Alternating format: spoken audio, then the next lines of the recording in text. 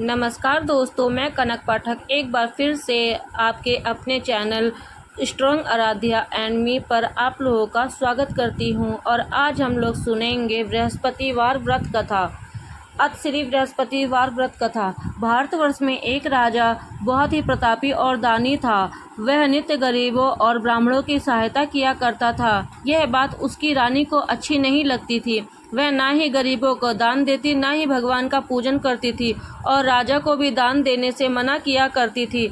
एक दिन राजा शिकार खेलने को वन को गए थे तो रानी महल में अकेली थी। उसी समय बृहस्पति देव साधु के वेश में राजा के महल में भिक्षा लेने के लिए गए और भिक्षा मांगी। रानी ने भिक्षा देने से इनकार किया और कहा, हे साधु महाराज, मैं तो इस दान पुण्य से तंग आ गई हूँ। मेरा पति सारा धन लुटाता रहता है। मेरी इच्छा है कि हमारा धन नष्ट हो जाए, फिर ना रहेगा बांस, ना बजेगी बांसुरी। साधु ने कहा, देवी, तुम तो बड़ी विचित्र हो। धन संतान तो सभी चाहते हैं, पुत्र और लक्ष्मी तो पापी के घर भी होनी चाहिए। यदि तुम्हारे पास अधिक धन है तो भूखों को भोजन दो, प्यासों के लिए प्याऊ बनवाओ, मुसाफिरों के लिए धर्मशालाएं खुलवाए। जो निर्धन अपनी कुंवारी कन्याओं का विवाह नहीं करा सकते, उनका विवाह करा दो। ऐसे और कई काम हैं जिनके करने से तुम्हारा यश लोक परलोक में फैलेगा। परंतु रानी पर उपदेश का कोई प्रभाव न पड़ा। वह बोली, महाराज, आप मुझे कुछ न समझाए। मैं ऐसा धन नहीं चाहती जो मैं हर जगह बांटती फिरूं। साधु ने उत्तर दिया, यदि तुम्हारी ऐसी इच्छा है तो तथास्तु। तुम ऐसा करना, बृहस्पतिवार को घर लीपकर पीली मिट्टी से अपना सिर धोकर स्नान करना, भट्टी चढ़ाकर कपड़े धोना। ऐसा करने से आपका सारा धन नष्ट हो जाएगा। इतना कहकर साधु महाराज वहां से आलोप हो गए। साधु के अनुसार कई बातों को पूरा करते हुए रानी को केवल 3 बृहस्पतिवार ही बीते थे कि उसका समस्त धन संपत्ति नष्ट हो गया। भोजन के लिए राजा और राजा का परिवार तरसने लगा। एक दिन राजा ने रानी से बोला कि हे रानी, तुम यहीं रहो, मैं दूसरे देश को जाता हूँ, क्योंकि यहाँ पर मुझे सभी मनुष्य जानते हैं, इसलिए कोई छोटा कार्य भी नहीं कर सकता। ऐसा कहकर राजा परदेश को चला गया। वहाँ जंगल से लकड़ी काट कर लाता और शहर में बेचता था। इस तरह वह अपना जीवन यापन करने लगा। इधर राजा के परदेश जाते ही रानी और दासी दुखी रहने लगे। एक बार जब रानी और दासी को 7 दिन तक बिना भोजन के रहने पड़ा तो रानी अपनी दासी से कहा कि हे दासी, पास के राज्य ही में मेरी बहन रहती है, वह बड़ी धनवान है। तू उसके पास जा और कुछ ले आ ताकि थोड़े बहुत गुजर बसर हो जाए। दासी रानी की बहन के पास गई। उस दिन गुरुवार था और रानी की बहन उस समय बृहस्पतिवार व्रत की कथा सुन रही थी। दासी ने रानी की बहन को अपनी रानी का संदेश दिया, लेकिन रानी की बड़ी बहन ने कोई उत्तर नहीं दिया। जब दासी को रानी की बहन से कोई उत्तर नहीं मिला तो वह बहुत दुखी हुई और उसे क्रोध भी आया। दासी ने वापस आकर रानी को सारी बातें बता दी। सुनकर रानी ने अपने भाग्य को कोसा। उधर रानी की बहन ने सोचा कि मेरी बहन की दासी आई थी, परंतु मैं उसे कुछ नहीं बोली, इससे वह बहुत दुखी हुई होगी। कथा सुनकर और पूजन समाप्त करके वह अपनी बहन के घर आई और कहने लगी, बहन, मैं बृहस्पतिवार का व्रत कर रही थी। तुम्हारी दासी मेरे घर आई थी, परंतु जब कथा होती है तब तक ना उठते हैं और ना ही बोलते हैं, इसलिए मैं नहीं बोली। कहो दासी क्यों गई थी? रानी बोली, बहन, तुमसे क्या छुपाऊं, मेरे घर में खाने को अनाज नहीं था। ऐसा कहते कहते रानी की आंखें भर आई। उसने दासी समेत पिछले 7 दिनों से भूखे रहने तक की बात अपनी बहन को विस्तार पूर्वक सुना दी। रानी की बहन बोली, देखो बहन, भगवान विष्णु देव, बृहस्पति देव सबकी मनोकामना को पूर्ण करते हैं। देखो, शायद तुम्हारे घर में अनाज रखा हो। पहले तो रानी को विश्वास ही नहीं हुआ, पर बहन के आग्रह करने पर उसने अपनी दासी को अंदर भेजा तो सचमुच अनाज से भरा एक घड़ा भरा मिला। यह देखकर दासी को बड़ी हैरानी हुई। दासी रानी से कहने लगी, हे रानी, जब हमको भोजन नहीं मिलता तो हम व्रत ही तो करते हैं, इसलिए क्यों ना इनसे व्रत और कथा की विधि पूछ ली जाए ताकि हम भी व्रत कर सके। तब रानी ने अपनी बहन से बृहस्पतिवार व्रत के बारे में पूछा। उसकी बहन ने बताया, बृहस्पतिवार के व्रत में चने की दाल और मुनक्का से विष्णु भगवान का केले की जड़ में पूजन करे तथा दीपक जलाए, व्रत कथा सुने और पीला भोजन ही करे। इससे बृहस्पति देव प्रसन्न होते हैं। व्रत और पूजन विधि बताकर रानी की बहन अपने घर को लौट गई। 7 दिन के बाद जब गुरुवार आया तो रानी और दासी ने व्रत रखा। घुड़साल में जाकर चना और गुड़ लेकर आई, फिर उससे केले की जड़ तरह विष्णु भगवान का पूजन किया। अब पीला भोजन कहाँ से मिले, इस बात को लेकर दोनों बहुत दुखी थे। चूंकि उन्होंने व्रत रखा था इसलिए बृहस्पति देव उनसे प्रसन्न थे, इसलिए वे साधारण व्यक्ति का रूप धारण कर 2 थालों में सुंदर पीला भोजन दासी को दे गए। भोजन पाकर दासी प्रसन्न हुई और फिर रानी के साथ मिलकर भोजन ग्रहण किया। उसके बाद वे सभी गुरुवार का व्रत और पूजन करने लगी। बृहस्पति भगवान की कृपा से उनके पास फिर से धन संपत्ति आ गई, परंतु रानी फिर से पहले की तरह आलस्य करने लगी। तब दासी बोली, देखो रानी, तुम पहले भी इस प्रकार आलस्य करती थी, तुम्हें धन रखने में कष्ट होता था, इस कारण से सभी धन नष्ट हो गया, और अब जब भगवान बृहस्पति देव की कृपा से धन मिला है तो तुम्हें फिर से आलस्य होता है।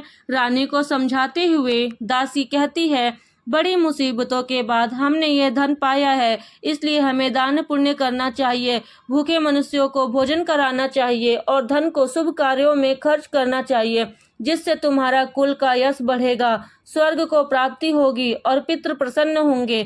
दासी की बात मानकर रानी अपना धन शुभ कार्यों में खर्च करने लगी, जिससे पूरे नगर में उसका यश फैलने लगा। एक दिन एक जंगल में एक पेड़ के नीचे आसन जमा कर बैठ गया। वह अपनी दशा को याद करके व्याकुल होने लगा। बृहस्पतिवार का दिन था। एकाएक उसने देखा कि निर्जन वन में एक साधु प्रकट हुए।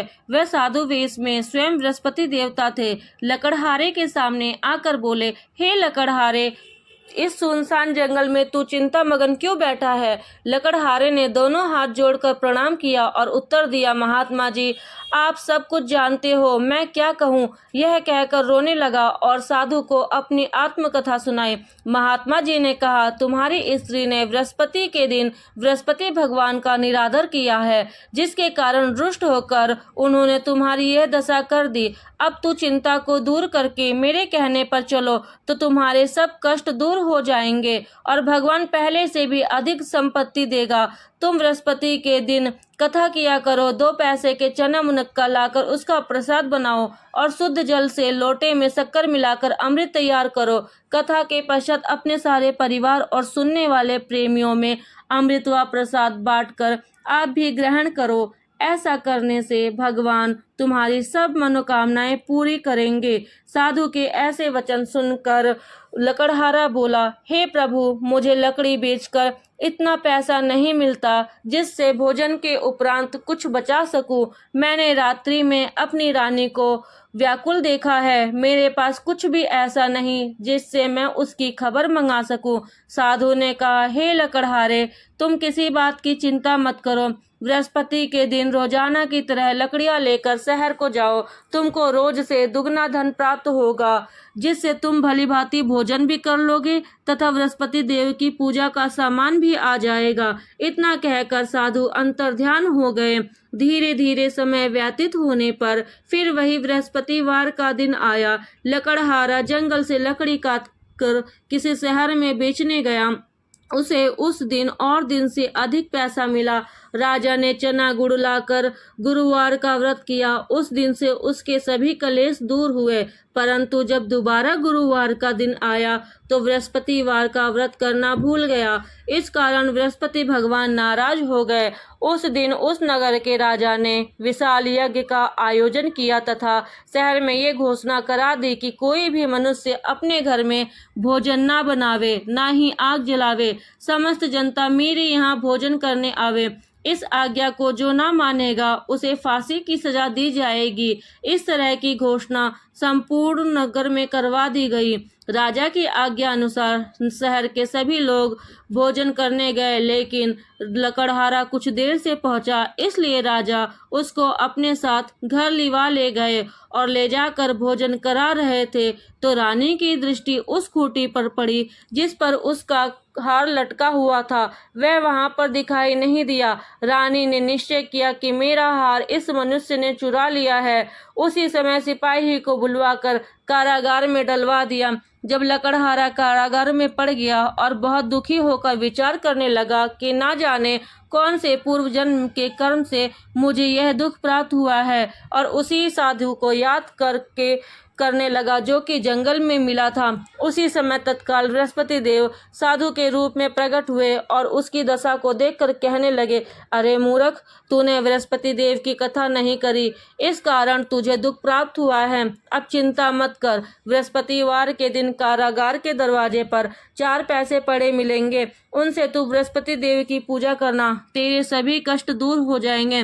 बृहस्पति के दिन उसे 4 पैसे मिले। लकड़हारे ने कथा कही। उसी रात्रि को बृहस्पति देव ने उस नगर के राजा को स्वप्न में कहा, हे राजा, तुमने जिस आदमी को कारागार में बंद किया है वह निर्दोष है, वह राजा है, उसे छोड़ देना। रानी का हार उसी खूंटी पर लटका है। अगर तू ऐसा नहीं करेगा तो मैं तेरे राज्य को नष्ट कर दूंगा। इस तरह रात्रि के स्वप्न को देखकर राजा प्रातःकाल उठा और खूंटी पर हार देखकर लकड़हारे को बुलाकर क्षमा मांगी तथा लकड़हारे को योग्य सुंदर वस्त्र व आभूषण देकर विदा किया। बृहस्पति देव की आज्ञा अनुसार लकड़हारा अपने नगर को चल दिया। राजा जब अपने नगर के निकट पहुंचा तो उसे बड़ा आश्चर्य हुआ।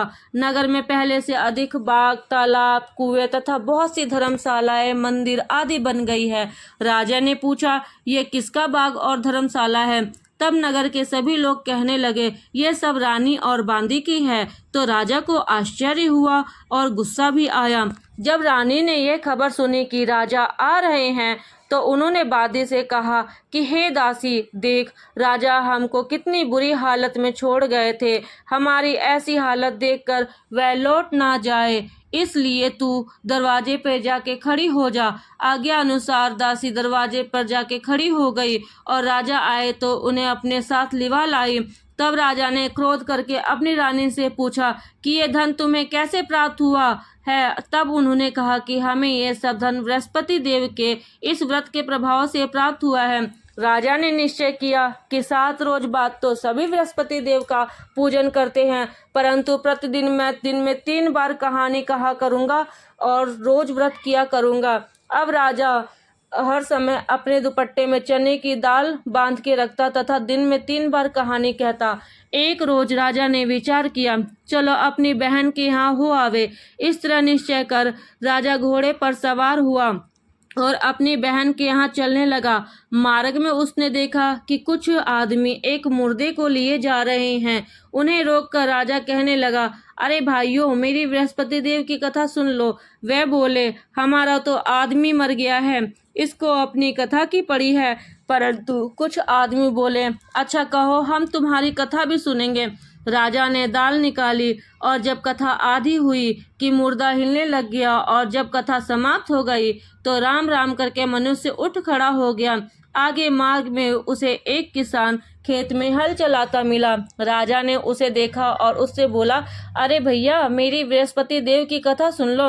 किसान बोला, जब तक तेरी कथा सुनूंगा तब तक 4 हरैया और जोत लूंगा। जा अपनी कथा किसी और को सुनाना। इस तरह राजा आगे चलने लगा। राजा के हटते ही बैल पछाड़ खाकर गिर गए तथा किसान के पेट में बड़ी जोर का दर्द होने लगा। उस समय उसकी माँ रोटी लेकर आई। उसने यह सब हाल देखा तो पुत्र से पूछा। पुत्र ने सारा हाल बताया तो बुढ़िया दौड़ी दौड़ी उस घुड़सवार के पास गई और उससे बोली, मैं तेरी कथा सुनूंगी, तू अपनी कथा मेरे खेत पर चल कर ही कहना। राजा ने बुढ़िया के खेत पर जाकर कथा कही, जिसके सुनते ही बैल उठ खड़े हुए तथा किसान के पेट का दर्द बंद हो गया। राजा अपनी बहन के घर पहुंचा। बहन ने उसकी खूब मेहमानी करी। दूसरे रोज प्रातःकाल राजा जगा तो वह देखने लगा कि सब लोग भोजन कर रहे हैं। राजा ने अपनी बहन से कहा, ऐसा कोई मनुष्य है जिसने भोजन ना किया हो? वह मेरी बृहस्पति की कथा सुन ले। बहन बोली, हे भैया, यह देश ऐसा ही है। यहाँ पहले लोग भोजन करते हैं, बाद में अन्य काम करते हैं। अगर कोई पड़ोस में हो तो देख आऊं। वह ऐसा कहकर देखने चली गई। परंतु उसे कोई ऐसा व्यक्ति ना मिला जिसने भोजन ना किया हो। अतः वह एक कुम्हार के घर गई जिसका लड़का बीमार था। उसे मालूम हुआ उसके यहाँ 3 रोज से किसी ने भोजन नहीं किया है। रानी ने अपनी भाई की कथा सुनने के लिए कुम्हार से कहा। वह तैयार हो गया। राजा ने जाकर बृहस्पति देव की कथा कही, जिसको सुनकर उसका लड़का ठीक हो गया। अब तो राजा की प्रशंसा होने लगी। एक रोज राजा ने अपनी बहन से कहा कि हे बहन, हम अपने घर को जाएंगे, तुम भी तैयार हो जाओ। राजा की बहन ने अपनी सास से कहा। सास ने कहा, हाँ चली जा, परंतु अपने लड़कों को मत ले जाना, क्योंकि तेरे भाई की कोई औलाद नहीं है। बहन ने अपने भैया से कहा, हे भैया, मैं तो चलूंगी, पर कोई बालक नहीं जाएगा। राजा बोला, जब कोई बालक नहीं चलेगा तब तुम क्या करोगी? बड़े दुखी मन से राजा अपने नगर को लौट आया। राजा ने अपनी रानी से कहा, हम निर्वंशी हैं, हमारा मुंह देखने का धर्म नहीं है और कुछ भोजन आदि नहीं किया। रानी बोली, हे प्रभु, बृहस्पति देव ने सब कुछ दिया है तो हमें औलाद अवश्य देंगे। उसी रात को बृहस्पति देव ने राजा से स्वप्न में कहा, हे राजा, उठ, सभी सोच त्याग दे, तेरी रानी गर्भ से है। राजा को यह बात सुनकर बड़ी खुशी हुई। 9वें महीने में रानी के गर्भ से एक सुंदर पुत्र पैदा हुआ।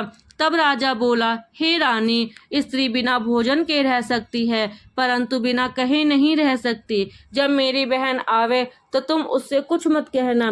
रानी ने सुनकर हाँ कर दी। जब राजा की बहन ने यह शुभ समाचार सुना तो वह बहुत खुशी हुई और बधाई लेकर अपने भाई के यहाँ आई। तभी रानी ने कहा, घोड़ा चढ़कर तो नहीं आई, गधा चढ़ी आई।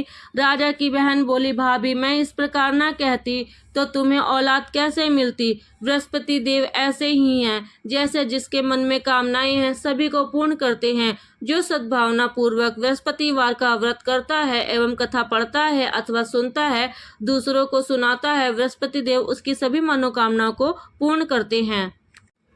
बृहस्पतिवार की कथा। प्राचीन काल में एक ब्राह्मण रहता था।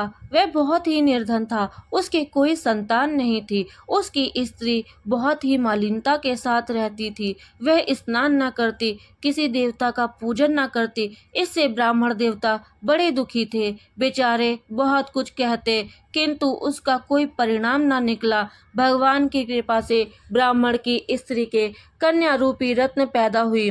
कन्या बड़ी होने पर प्रातः स्नान करके विष्णु भगवान का जाप व बृहस्पतिवार का व्रत करने लगी। अपने पूजन पाठ को समाप्त करके विद्यालय जाती तो अपनी मुट्ठी में जौ भर कर ले जाती और पाठशाला के मार्ग में डालती जाती। तब ये जौ स्वर्ण के हो जाते। लौटते समय उनको बीन कर घर ले आती थी। एक दिन वह बालिका सूप में उस सोने के जौ को फटक कर साफ कर रही थी कि उसके पिता ने देख लिया और कहा, हे बेटी, सोने के जौ के लिए सोने का सूप भी होना चाहिए। दूसरे दिन बृहस्पतिवार था। इस कन्या ने व्रत रखा और बृहस्पति देव से प्रार्थना करके कहा, मैंने आपकी पूजा सच्चे मन से की है तो मेरे लिए सोने का सूप दे दो। बृहस्पति देव ने उसकी प्रार्थना स्वीकार कर ली। रोजाना की तरह वह कन्या जौ फैलाती हुई जाने लगी। जब लौटकर जौ बीन रही थी तो बृहस्पति देव की कृपा से सोने का सूप मिला। उसे वह घर ले आई और उसमें जौ साफ करने लगी, परंतु उसकी माँ का वही ढंग रहा। एक दिन की बात है कि वह कन्या सोने के सूप में जौ को साफ कर रही थी। उस समय उस शहर का राजपुत्र वहां से होकर निकला। इस कन्या के रूप और कार्य को देखकर मोहित हो गया। वह अपने घर आकर भोजन तथा जल त्याग कर उदास होकर लेट गया। राजा को इस बात का पता लगा तो वह अपने मंत्री के साथ उसके पास गए और बोले, हे बेटा, तुम्हें किस बात का कष्ट है? किसी ने अपमान किया है अथवा और कोई कारण है? सो कहो, मैं वही करूँगा जिससे तुम्हें प्रसन्नता होगी। अपने पिता की राजकुमार ने बातें सुनी तो वह बोला, मुझे आपकी कृपा से किसी बात का दुख नहीं है। किसी ने मेरा अपमान नहीं किया है, परंतु मैं उस लड़की से विवाह करना चाहता हूँ जो कि सोने के सूप में जौ साफ कर रही थी। यह सुनकर राजा आश्चर्य में पड़ा और बोला, हे बेटा, इस तरह की कन्या का पता तुम ही लगाओ, मैं उसके साथ तेरा विवाह अवश्य ही करवा दूंगा। राजकुमार ने उस लड़की के घर का पता बतलाया। तब मंत्री उस लड़की के घर गए और ब्राह्मण देवता को सभी हाल बतलाया। ब्राह्मण देवता राजकुमार के साथ अपनी कन्या का विवाह करने के लिए तैयार हो गए। विधि विधान के अनुसार ब्राह्मण की कन्या का विवाह राजकुमार के साथ हो गया।